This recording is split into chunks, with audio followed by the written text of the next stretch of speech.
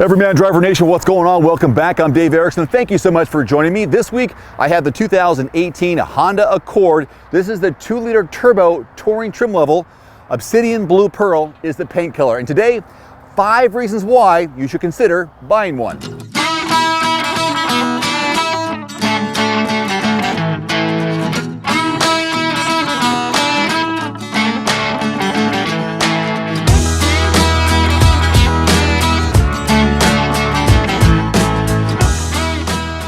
Number 1 is this 2-liter turbocharged 4-cylinder engine mated to a 10-speed automatic transmission. We do have paddle shifters here on the steering wheel. That's kind of fun to play with, and a couple of driving modes, Econ and also a sport mode. And the sport mode is the bomb diggity bomb. I'm gonna put it into sport mode now that I'm on the highway. I hope you can hear this. I'm not gonna change the amount of pressure I put on the accelerator.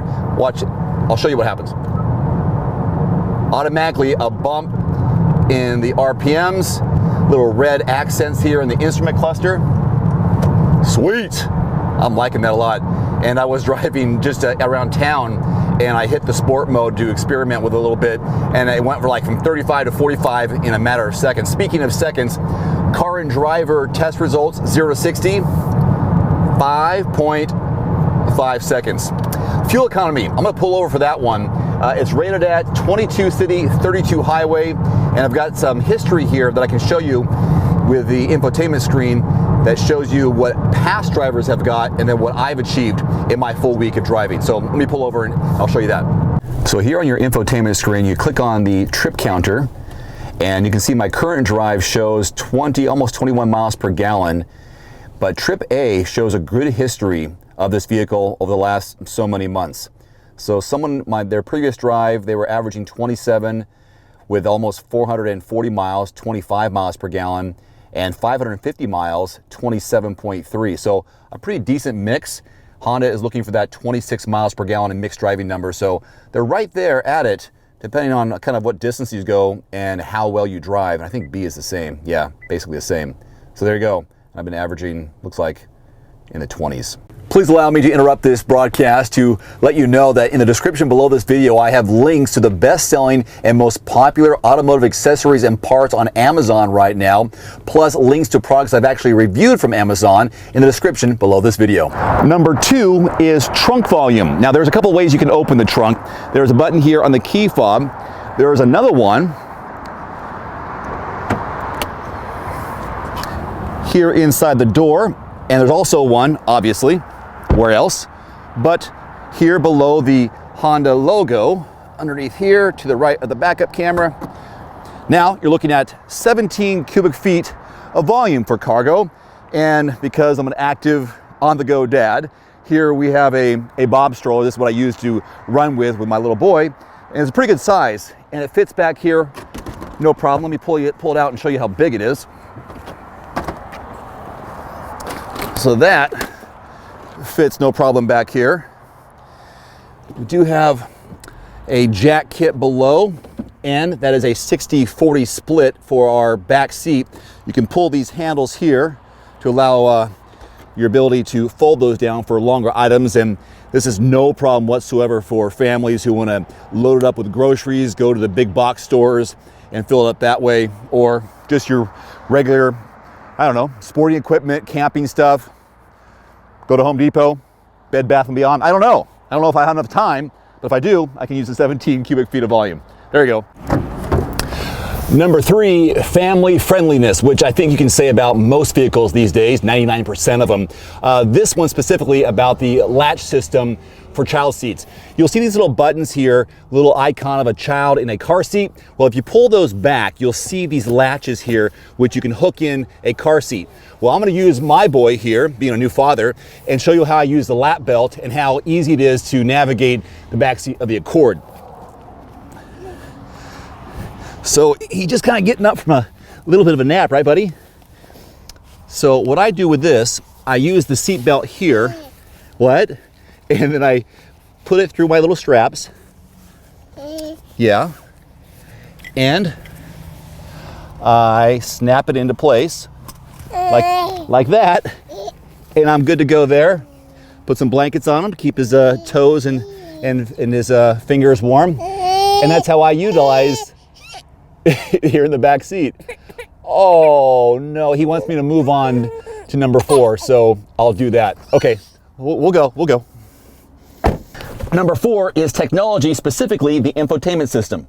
Yes, my phone is hooked up. We have Apple CarPlay and Android Auto capabilities, so you can see the Apple CarPlay icon because I have my phone plugged into the USB port. There are 2 USB ports, and you can tell which phone you have plugged in by going to the app section here, and I've already scrolled down. So at the very bottom, there are 2 USB ports. I am in USB 2, and if you had a different device, their name would pop up there, and you can switch between devices if you want to listen to that specific device's music, for example. So right now it's on 2, but I also have that hooked up to the Apple CarPlay. So that is my main system right now.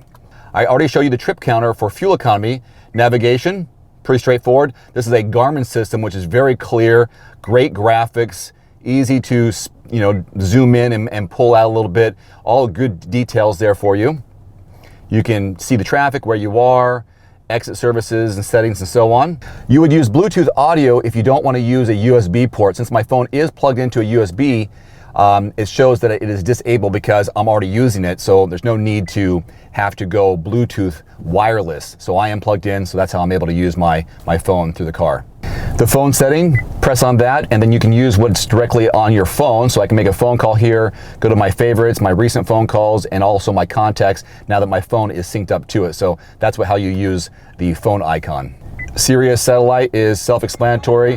I've got all the satellite options here. I can also go back to FM. There's also AM, but I'm going to use the option for Sirius XM. I could go and listen to what's on my phone, Apple CarPlay. So for example, if I have a podcast like the Dan Patrick Show, I would listen through it there. So that's how that works.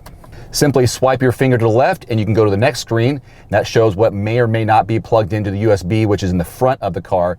The number 2 is in the center console. Obviously system updates, clock if you want to make adjustments there. Here's a date. Swipe back over to see the main screen, see all the different apps available on the car, which are basically the same things you just saw on the main screen, but a few other extras. When you are listening to music, let's say for example satellite radio, I hit on the sound button up here. I can change the bass, treble, and so on and adjust those just by touching the screen. Also where it is in the vehicle.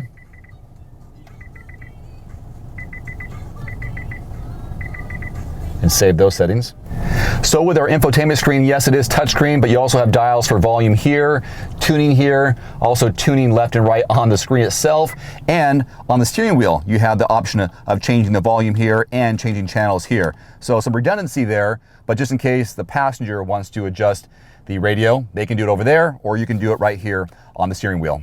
Another element of the technology is what you find on the steering wheel mounted controls and some of the safety features.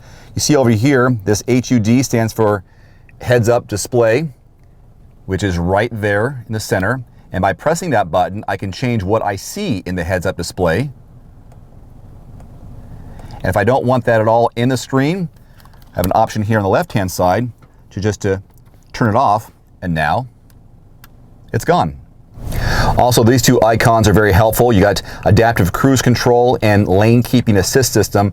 So the steering wheel will actually vibrate if you start to go outside the dotted lines or outside the lane lines while you're driving. Very good safety feature. And also your cruise control right here. On the left-hand side, we talked about this with the infotainment screen. Here's your Bluetooth options. The home button here changes what you see in the instrument cluster, so I can actually cycle through and choose what I want up on screen. Maybe I want the navigation, maybe I want traffic signs, and maybe I want my range and fuel, like I do right now. So I've got some options there just by playing with this home button and then scrolling this bar to change what I see in there. And number 5 is backseat legroom and headroom, basically overall passenger comfort in the Accord.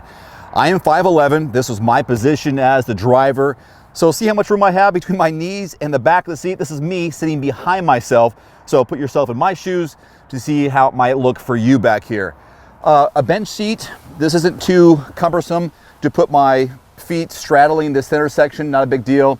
And here in the highest point of the back seat, my headroom is right there toward the edge of the roof line. So a little bit tight in the middle, but here, with some, lean back, the indent in the roof line gives me some more space.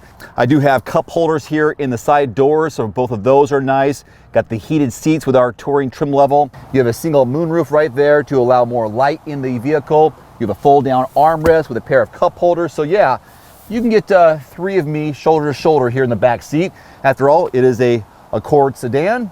It should be enough room for 5 adults. So what'd you think of my 5 reasons why to buy the 2018 Honda Accord 2-liter turbo touring trim level? Not bad, right? Some practical reasons why. MSRP just under $36,000. I'd love to hear your feedback. Leave it in the comment section below if you will, and I hope to see you next time. Adios. There you go, buddy. How about that? Do you like being on TV? Well, this is YouTube TV. It's not as good as regular TV, but it's free. Yeah. What?